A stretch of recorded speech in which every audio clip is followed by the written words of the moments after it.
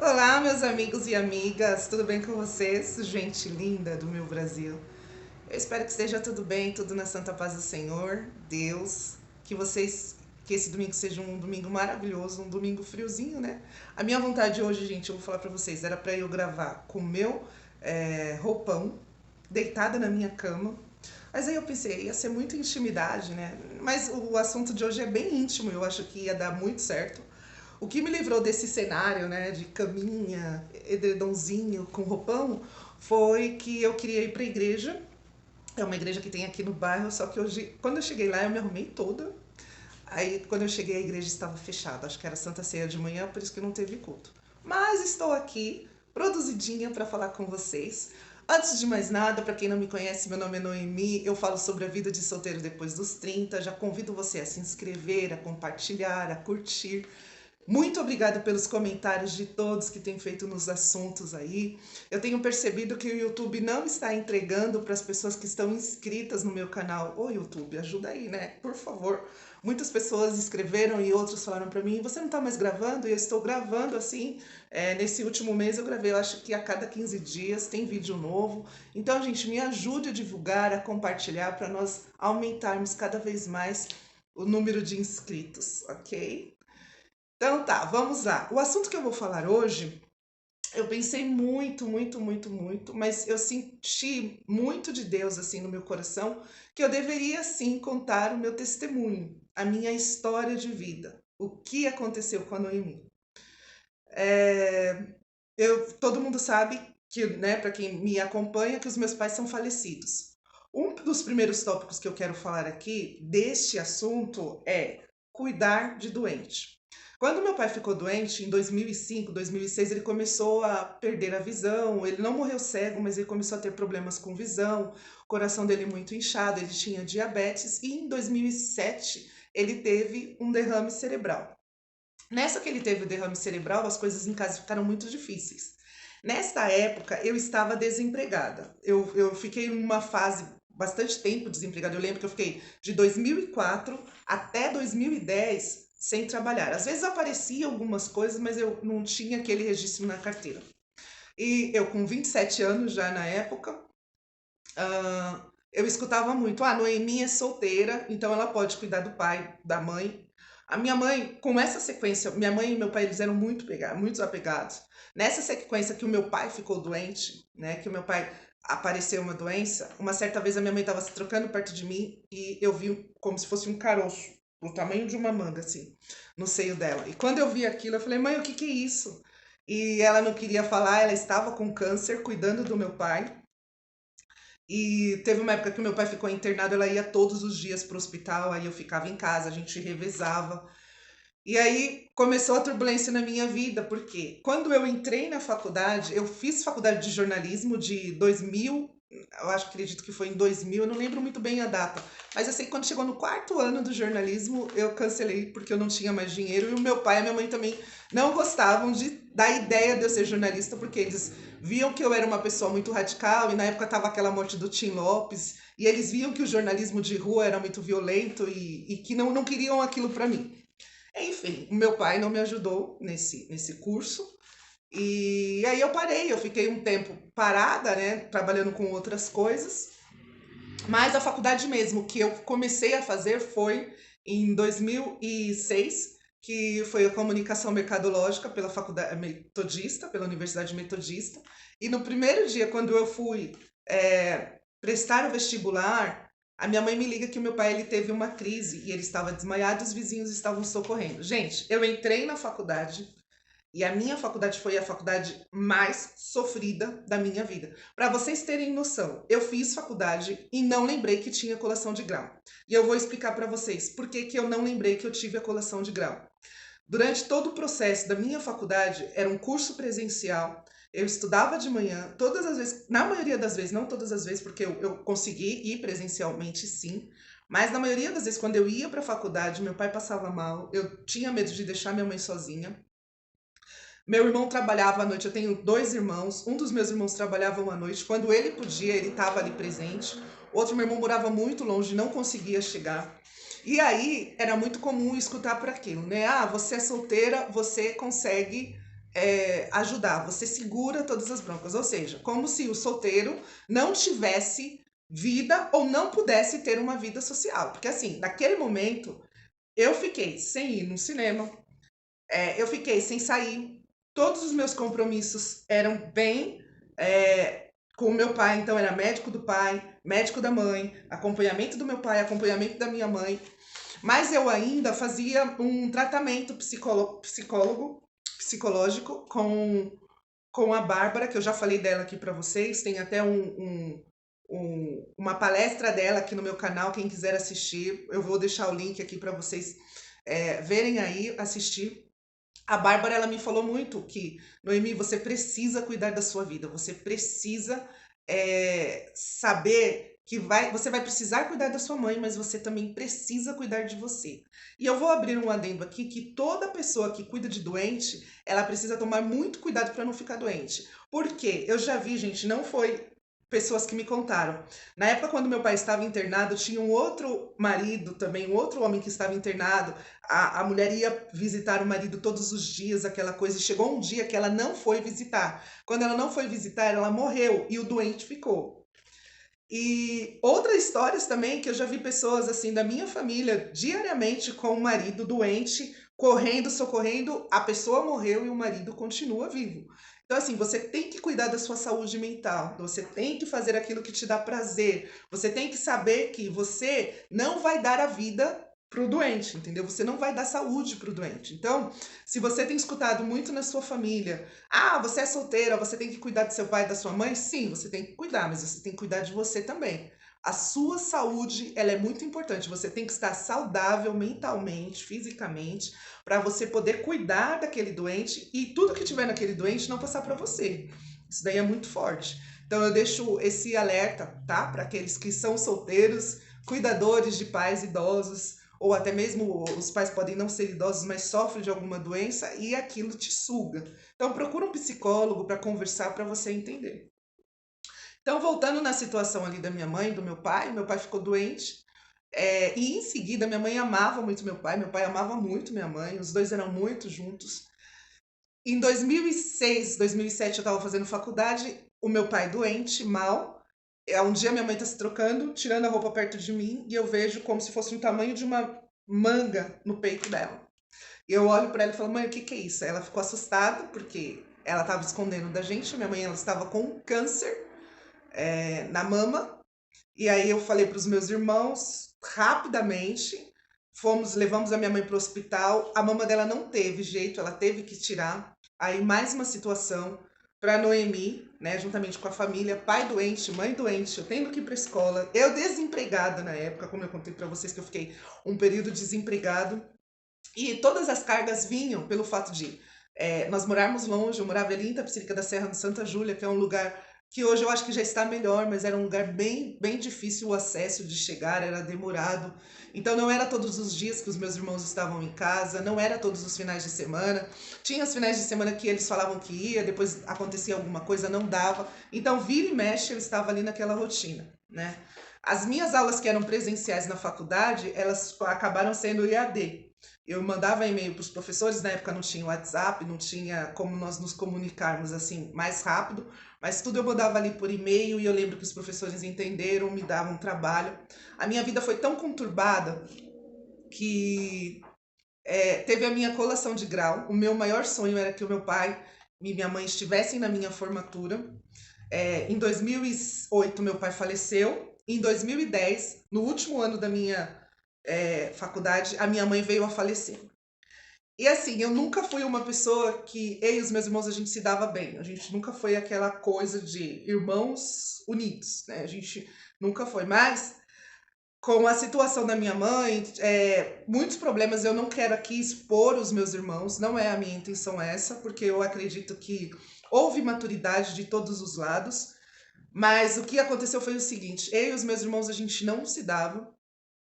E por muitas das vezes eles achavam que eu não estava cuidando da minha mãe corretamente, né? Por eu morar sozinha com a minha mãe, depois que meu pai veio a falecer, e o meu pai tinha uma aposentadoria, eles não achavam justo meu pai estar ali. A pensão do meu pai está me ajudando a pagar a faculdade, pelo fato de eu não estar trabalhando. E ali começou mais um outro processo, né? De deixar minha mãe falar no ouvido da minha mãe que eu tinha que ir para uma casa, trabalhar numa casa de família, já que eu não estava encontrando um emprego, ou senão eu trancasse a faculdade. E ali, gente, foi um processo na minha vida, mas a minha mãe muito sábia, ela falava, filha, eu sei o que você está fazendo. Né? Então, eu ajudava a minha mãe me ajudava. E aí chegou um tempo que, uma vez eu lembro até de um episódio, que eu fui num cabeleireiro de manhã e deixei a minha mãe. Só que assim, quem tem câncer, tem hora que tá bem e tem hora que não tá bem. Na mesma hora que a pessoa tá falando, daqui a pouco vem aquela fraqueza e a pessoa acaba perdendo as forças e fica bem difícil. E eu lembro que numa manhã eu fui ao médico não, eu fui fazer a unha, acho que o meu cabelo. Eu falei assim, mãe, está tudo bem com a senhora? Tá tudo bem. Aí deixei, os meus irmãos tinham a chave de casa, fui no cabeleireiro. Quando eu volto do cabeleireiro, meus irmãos, a mãe tava caída aqui, passando mal, tomando banho, sem forças. Como que você tem coragem de deixar a mãe para você ir no cabeleireiro? Naquele dia eu me senti a pior pessoa da minha vida. E ninguém ia entender que eu tava com a minha mãe ali 24 horas. O que aconteceu é que eles pegaram a minha mãe passando mal. Então, tipo, a Noemi deixou a mãe sozinha. E aí, assim foi, que nesse processo, eles levaram a minha mãe para morar com eles. Meu irmão levou minha mãe para morar com eles. E aí eles achavam também que eu não administrava bem o dinheiro. Gente, não tinha dinheiro muito para administrar. Era a pensão do meu pai, que comprava os remédios da minha mãe, comprava frutas, verduras, legumes e pagava a minha faculdade. Pronto, era isso. Não tinha nada mais, nada menos do que isso. E eles olharam pra gente, pra mim, pra minha mãe e falaram: "Não, a gente vai levar a senhora pra casa". E aí pediram tudo, né? Pediram para que os cartões do meu pai, que não era mais do meu pai, era da minha mãe, né? Já estava passado, que ali eles iam administrar, eles iam cuidar. E nessa época, assim, eu estava num impasse tão difícil que lembra que eu falei para vocês que eu não estava trabalhando, né? Eu estava ali com a minha mãe, porém eu mudava muito currículo. E outro testemunho, assim, eu tive momentos de tormentas, mas também eu tive Deus comigo, sabe? Foi tormenta e Deus dava um alívio. E naquele período veio uma grande empresa e me chamou para trabalhar. Então me chamou para trabalhar e eu falei, tá bom, então eu acho que esse vai ser o momento. Então eu ia para a faculdade de manhã, meu irmão estava com a minha mãe, como eles queriam que a minha mãe estivesse com eles. Fiquei com a minha mãe, ficavam com a minha mãe, eu ia para a faculdade, trabalhava. As contas da casa, assim, que dava eu estava pagando, porque meus irmãos achavam que o dinheiro estava sendo mal usado, coisa do tipo, mas água, luz, telefone, essas coisas assim, a Noemi foi pagando e tudo bem, não tinha problema nenhum em estar efetuando esses pagamentos, porque graças a Deus Deus tinha me ajudado com o emprego. E aí, gente, o câncer da minha mãe ele foi agravando, a minha mãe acabou tirando a mama, depois ela teve o problema geral, né, que é a metástase. A metástase veio pro corpo dela. E aí o meu irmão teve um problema na casa dele, ele veio a se separar. E aí ele voltou para minha casa, ele veio morar na minha casa, ele conheceu uma outra pessoa. E assim, eu não concordava com esse comportamento do meu irmão, de ter se separado, já tá com outra. E assim, nós brigávamos muito. Eu brigava com meu irmão, brigava com outro meu irmão. E assim, a nossa vida foi um pé de guerra. Na minha mãe, nessa situação, é, também ali dividida, não sabendo o que fazer. Eu tenho uma tia que ela fala pra mim assim: se você tivesse uma irmã, a sua irmã ia brigar por você. A mulher ia ser mais, as mulheres seriam mais unidas. Não aconteceria tanta coisa que aconteceu com você. E aí eu já falei também desse vídeo, né? Eu já falei por que as mulheres brigam, que eu acho que a gente tem que se unir mais. E eu tô contando isso assim, não estou falando aqui mal dos meus irmãos. Como eu falei pra vocês, teve parcelas de culpas de todos os lados, tanto minha quanto deles. Eu era muito inflexível, eu era muito resistente. Tudo isso Deus também quebrou muito na minha vida. E chegou o grande dia da minha mãe falecer, né? Quando a minha mãe faleceu, foi em dezembro, dia 23 de dezembro de 2010. Minha mãe faleceu. Também foi o ano que eu terminei a minha faculdade. O dia que a minha mãe faleceu, a gente estava na véspera do Natal enterrando a minha mãe. Eu não falando com os meus irmãos, cada um para um lado, aquela coisa. E a minha mãe tinha muito medo que eu ficasse sozinha. E nos últimos dias da vida da minha mãe, ela ficou na casa da minha tia. Aí eu não sei, eu não vou entrar muito nos detalhes. Mas no final, minha mãe não ficou comigo, né? Morando na mesma casa que eu. Não ficou com os meus irmãos e uma das minhas tias levou ela para casa dela. Porque aí eu já estava trabalhando, eu estava naquele processo do TCC. A Bárbara falando comigo, Noemi, você tem que focar em você, porque senão o negócio vai ficar difícil para você. Eu não entendi, eu pensava que a minha mãe não ia morrer, eu não estava preparada. Eu achava que Deus ia curar minha mãe, mas não ia curar com morte, ia curar com vida, né? Que nós cristãos acreditamos também que quando a gente morre é uma cura também, que aquele corpo, né, cansado de dor, ele não vai sofrer mais. E aí, enfim, a minha mãe foi para casa da minha tia, uma das minhas tias mais. Foi para casa da tia Noemi. Eu tenho uma tia que tem o mesmo nome que o meu, Noemi. Ficou na casa da minha tia Noemi durante um período e depois ela foi para casa da minha tia Helena, que é a minha tia mais velha. E nessa época eu trabalhava nessa empresa, das 2 às 10, estudava. E aí a minha mãe falava assim: olha, não deixa a Noemi sozinha, não deixa a Noemi sozinha, não deixa a Noemi sozinha, porque. E outra, Deus já tinha falado que a minha mãe ia morrer e que eu ia ficar assim, desamparada, que o planejamento de Satanás é que eu ficasse desamparado, entendeu? Mas eu até pensava, imagina, mas tem casa própria, né? Tem o carro. E, gente, aconteceu. E esse negócio que eu tô contando pra vocês não é algo que me deixa, assim, como que eu posso falar pra vocês, que me deixa bem confortável. Eu não queria contar essa história, mas Deus, ele falou pra mim que tem alguém que tá precisando escutar isso. Então eu tô contando aqui pra vocês. O vídeo hoje vai ser um pouquinho mais longo, mas aqui eu tô interessada a falar e pra quem for de interesse, ele vai ouvir até o fim. E aí, a minha mãe faleceu no dia 23, no dia 24 de dezembro nós a enterramos. No dia 25 de dezembro, eu recebi uma ligação. Eu não voltei para casa, tá? Minha mãe morreu no dia 23, foi enterrada no dia 23, 24. A minha tia, com aquela comunicação que a minha mãe falava, não deixa a Noemi sozinha, não deixa a Noemi sozinha, a minha tia falou assim, ó, você vai morar comigo. Você não vai voltar para sua casa agora, fica aqui comigo, vamos esperar, mas fica aqui esses dias. Morando sozinha, numa casa grande, lá em Itapecerica da Serra, onde eu não tinha parente, tinha muitos vizinhos, que eu cresci lá, não era aconselhável. Ainda mais ela estava sabendo já do que estava acontecendo entre mim e os meus irmãos. E aí, quando foi no dia 25 de dezembro, um dos meus irmãos me ligam e fala assim, olha, nós vamos vender a casa e você, como você está trabalhando, você tem condições de pagar um aluguel, então a gente já vai colocar a casa para vender. O corpo da minha mãe nem tinha esfriado, sabe? E aí a minha prima, que estava comigo, ela escutou aquela ligação, ela falou, não, Tuca, meu apelido é Tuca. Falou, não, Tuca, a gente não vai deixar você sozinha nessa, não. E naquilo eu quis falar com meu irmão, mas sabe quando você fica anestesiada de uma situação? Minha mãe tinha acabado de morrer, eu não tinha nem terminado de viver o luto do meu pai. Meu pai morreu em 2008, a minha vida tava assim, um inferno no serviço, correndo com TCC de faculdade. Ele falou, eu falei, né, tá. E aí eu falei pra minha prima, eu falei, o que eu faço, né? Ela, não, aqui não vai faltar nada, não, você vai ficar aqui com a gente. E, você morar numa casa com a sua mãe, você ter seu quarto, você ter a sua vida, e depois você ir morar na casa de uma pessoa, por mais acolhedor que seja, é muito desafio. Parece que você tá ali sempre ocupando o lugar de alguém, é muito difícil.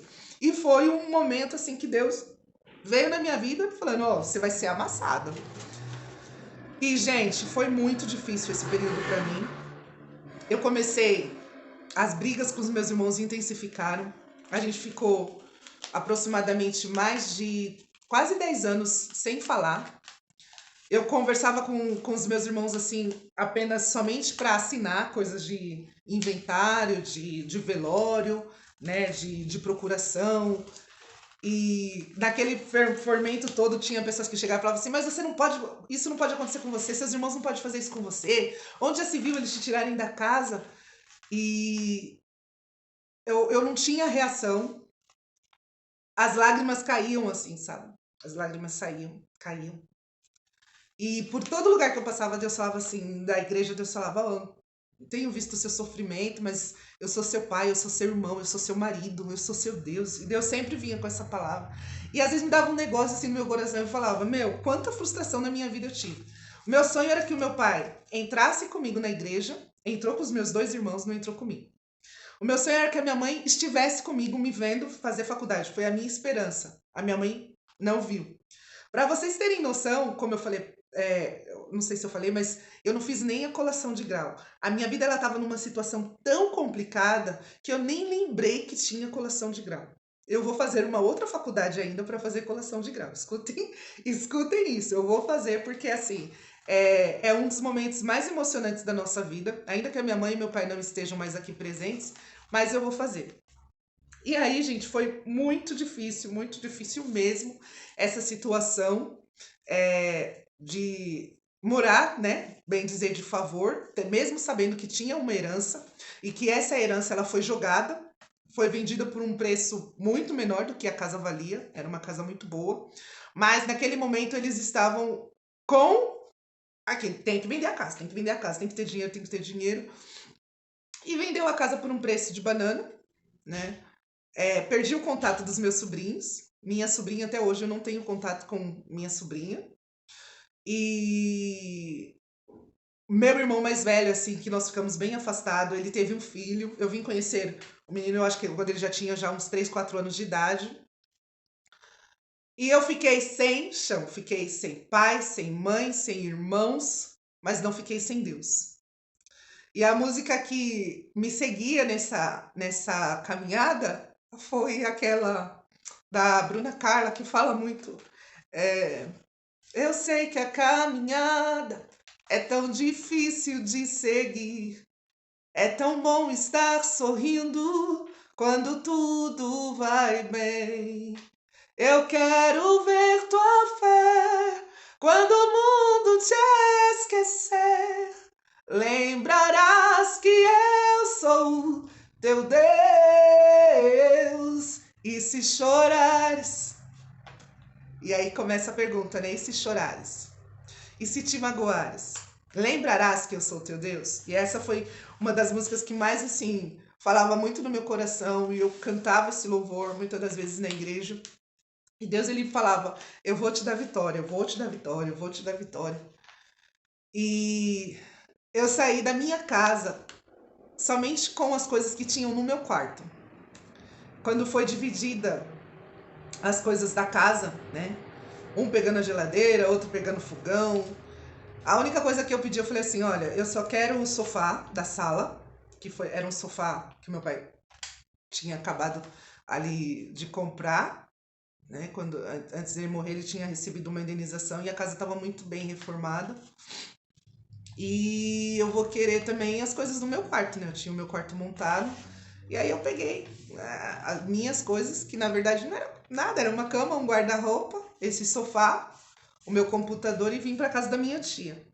E ali também foi um processo, mas eu conheci uma igreja, Assembleia de Deus, ali no Jardim Edite, e tinha uma orquestra maravilhosa, gente. E essa orquestra foi um momento assim que eu me afundei na igreja, sabe? Foi um bálsamo para minha vida, de cantar os hinos da harpa, de estar ali envolvida no ministério. E aí a igreja foi a minha família.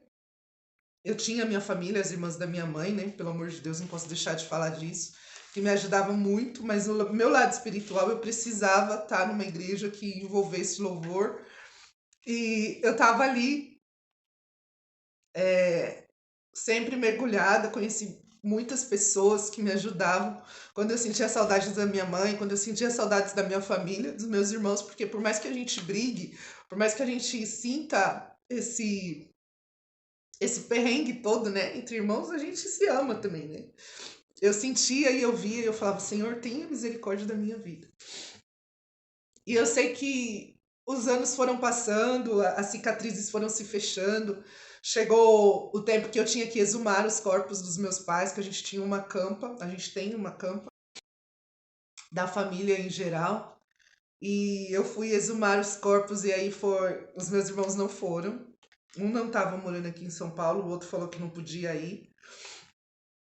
Aí eu fui com a minha tia Noemi, com a minha prima Silvia. E foi o último momento ali, né? Que você vê os ossos dos seus pais, os restos mortais do seu pai, da sua mãe. E eu pude falar para minha mãe e para o meu pai, falar, eu tô melhorando, eu tô conseguindo viver, eu tô conseguindo ficar bem. E ali a gente fez todo aquele processo que é muito dolorido, que é como se você estivesse enterrando novamente, tá revivendo todo aquele momento. E só que o Senhor ele foi me dando vitória, sabe? Eu tava na igreja, eu fiquei ali naquela igreja, eu acho que foram, eu cheguei em 2011, saí de lá em 2018. Trabalhei com os adolescentes nessa igreja. Foi um lugar também que eu, sabe, mergulhei ali e a minha saúde mental, ela foi sendo curada porque a música ela tem um poder muito forte de libertar, de ajudar as nossas vidas. E aí, gente, eu posso dizer para vocês que quando foi em 2018, começou a vir um start na minha cabeça. Falei assim, eu acho que é hora de eu começar a andar sozinha, porque até então eu morava com a minha tia. Teve o. Lembra que eu falei pra vocês que eu fui com a roupa do corpo, né? Eu não voltei mais pra minha casa, depois eu só peguei o meu guarda-roupa, as minhas roupas. E aí chegou uma hora também que, quando foi em 2014, a minha tia, que eu tava morando com ela, eu morava com a minha prima também. A minha prima falou assim pra mim: eu vou mudar, né? Ela comprou um apartamento, eu vou mudar e você precisa morar sozinha, né? Aqui, se você quiser, aí eles dividiram a casa. Eu morei, aí eles dividiram mesmo, aí eu fiquei morando ali durante um período, foram 2014 até 2020. Fiquei morando ali, eu não tinha nada, gente. Não tinha, eu só tinha o meu guarda-roupa, como eu falei pra vocês. Mas milagrosamente, milagrosamente, o Senhor me deu tudo. O Senhor me deu geladeira, o Senhor me deu fogão, o Senhor me deu armário, o Senhor me deu cadeira, o Senhor me deu sofá, o Senhor me deu estante. E assim, não foi de favor, não foi coisas que as pessoas foram me dando, não. Eu saí da empresa, eu recebi uma indenização e eu consegui comprar tudo o que eu queria. E não era coisas que era mais barata, sabe? Não era geladeirinha, não. Era aquela Frost Free, duplex, que é um tamanho família, foi a geladeira que eu comprei. O fogão foi o melhor que eu comprei. A televisão eu ganhei. Os móveis eu fui escolher. Hoje as pessoas chegam na minha casa, que não é essa casa quando aconteceu, mas quando as pessoas chegam, elas falam: Nossa, que sofá gostoso. Eu falei: Foi Jesus que me deu. Então, no momento dessa crise toda, o Senhor ele veio com uma brisa muito forte para mim, sabe? E ele não deixou faltar nada, não deixou faltar nada. Perdi meus irmãos, perdi minha mãe e meu pai, perdi. Mas o Senhor ele sempre esteve comigo. E aí se cumpriu aquela palavra. Ainda que uma mãe ela viesse abandonar os seus filhos, jamais Deus abandonaria. Eu pensei muitas das vezes em me suicidar. Eu já contei pra vocês aqui que quando a minha mãe, quando a minha mãe morreu, a minha prima emprestou o nome dela e comprou um carro e é no nome dela, e eu fui pagando as parcelas e muitas das vezes quando eu estava indo trabalhar naquele furdúncio de briga com os meus irmãos, eu pensava muito em me matar. Eu já pensei várias vezes e eu não tenho motivos aqui pra falar, para inventar mentira. Não tenho, porque Deus ele me conhece. E eu não jogava o carro. Tem uma ponte da Washington Luiz aqui em São Paulo, que é a ponte, né? E embaixo tem passa-carros também. Eu acho que ali é a Avenida Vereador de Luca, eu não sei. E em cima é a Washington Luiz. Ou a CUPC, eu não lembro muito bem. Mas eu me lembro que eu vinha à noite do serviço e aquela questão de trabalho ruim. Desculpa. Trabalho ruim, dificuldades. E aí me vinha muito na cabeça assim, por que você não joga? Se joga, joga o carro, ó, não tá passando ninguém agora, dá pra você virar e jogar. E aí eu pensava, mas eu vou matar quem tá lá embaixo? Eu não vou morrer. Eu não posso me matar e matar outras pessoas. Eu tinha que me matar sem comprometer outras pessoas. Mas contudo, o Espírito Santo estava comigo. E ele falava: não, esse não é o fim da sua história.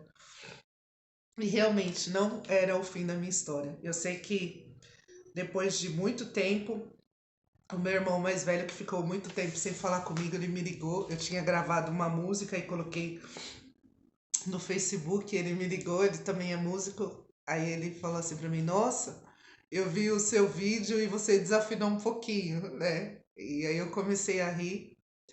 E ele também, aí daqui a pouco ele falou assim: ah, eu quero ir na sua casa, quero, né, saber como que você tá.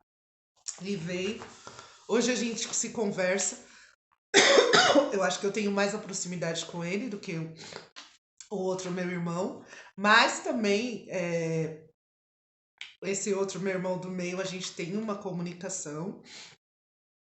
É, Deus tem nos ajudado.